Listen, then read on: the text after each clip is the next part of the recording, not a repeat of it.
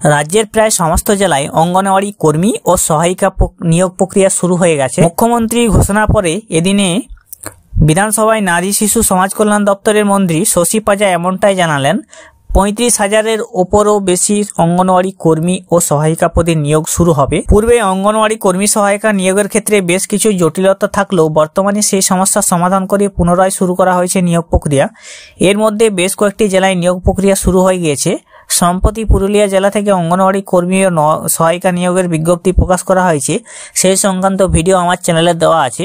আবারও কিন্তু 35,000 নিয়োগের বিজ্ঞপ্তি বেরিয়ে যাবে অঙ্গনওয়াড়ি সহায়িকা বা কর্মী পদের জন্য। কোথায় এই নিয়োগ প্রক্রিয়া বেরাবে, কারা আবেদন করতে পারবেন, সমস্ত বিষয় আজকের ভিডিওতে জানাবো। জব ভ্যাকেন্সি ইউটিউব চ্যানেলে আপনাদের সকলের স্বাগত জানাই। এখন অবধি যারা চ্যানেলটিকে সাবস্ক্রাইব করেনি তারা অবশ্যই সাবস্ক্রাইব করে রাখবেন। ফেসবুক পেজ থেকে দেখলে পেজটিকে ফলো দিয়ে রাখবেন। অঙ্গনওয়াড়ি কর্মী বা সহায়িকা পদে নিয়োগের জন্য শিক্ষাগত যোগ্যতা নিয়ে কেন্দ্রীয় সরকারের জারি করা নির্দেশিকা নিয়ে তৈরি হয়েছিল সমস্যা। উক্ত নির্দেশিকাতে অঙ্গনওয়াড়ি কর্মী ও সহায়িকা উভয় পদে নিয়োগের ক্ষেত্রে ন্যূনতম উচ্চ মাধ্যমিক পাস বাধ্যতামূলক করেছিল কেন্দ্রীয় সরকার। এতদিন যাবৎ অঙ্গনওয়াড়ি সহায়িকা পদে আবেদন করার ক্ষেত্রে ন্যূনতম যোগ্যতা ছিল 8ম শ্রেণী পাস।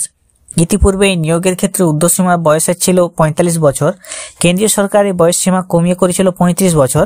দুটি ক্ষেত্রে রাজ্য সরকার নির্দিষ্ট কারণ দেখিয়ে আপত্তি জানিয়েছিল। সম্প্রতি তার জবাবে কেন্দ্রীয় সরকার জানিয়েছে 8ম শ্রেণীর যোগ্যতা পাস নিয়ে যারা সহায়িকা পদে নিযুক্ত হয়েছেন 10 বছর পর তারা কর্মী পদে উত্তীর্ণ হওয়ার সুযোগ পাবেন। অঙ্গনওয়াড়ি সহায়িকা পদে যারা নিযুক্ত হয়েছিলেন 8ম শ্রেণীর যোগ্যতায়, তাদের কিন্তু সেটা কিন্তু কেন্দ্রীয় সরকার করে দিয়েছে উচ্চ মাধ্যমিক পাশে। তাই তারা এখনো যারা নিয়োগ হয়েছিলেন তারা কিন্তু অঙ্গনওয়াড়ি কর্মী পদে আবেদনের জন্য 10 বছর পর সেটা সুযোগ পাবেন। বর্তমানে অঙ্গনওয়াড়ি কর্মী পদে কর্মরত মহিলারা মাসিক ভাতা পেয়ে থাকেন 8,350 টাকা।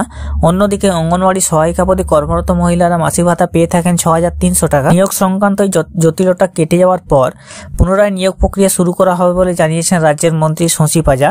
এদিন বিধানসভায় তিনি আরও জানান, রাজ্যে মোট 1,19,481টি অঙ্গনওয়াড়ি কেন্দ্র রয়েছে। অর্থাৎ অঙ্গনওয়াড়ি কেন্দ্রের সংখ্যা 1,19,481টি। এর মধ্যে বর্তমানে 21,492টি কর্মী এবং 13,906টি সহায়িকা পদ শূন্য আছে। অর্থাৎ প্লাস 35,000-এর উপরও কিন্তু সহায়িকা পদ শূন্য আছে। মন্ত্রীর ঘোষণার পর জেলাভিত্তিক অফিসিয়াল বিজ্ঞপ্তি প্রকাশের অপেক্ষা করছেন রাজ্যের চাকরি প্রার্থীরা। অঙ্গনওয়াড়ি কর্মী বা সহায়িকা পদের জন্য যে নিয়োগের বিজ্ঞপ্তি বের হবে, ধাপে ধাপে বের হবে। অঙ্গনওয়াড়ি কর্মী বা সহায়িকা পদে নিয়োগের জন্য ভ্যাকেন্সিগুলো আগে বেরিয়েছিল, সে সংক্রান্ত ভিডিও আমার চ্যানেলে দেওয়া আছে। এর পরবর্তীকালে হবে তার ভিডিও আমি দিয়ে দেওয়ার চেষ্টা করব আপনাদেরকে। তো আমাদের চ্যানেলে থাকবেন, সাথে থাকবেন, সঙ্গে থাকবেন।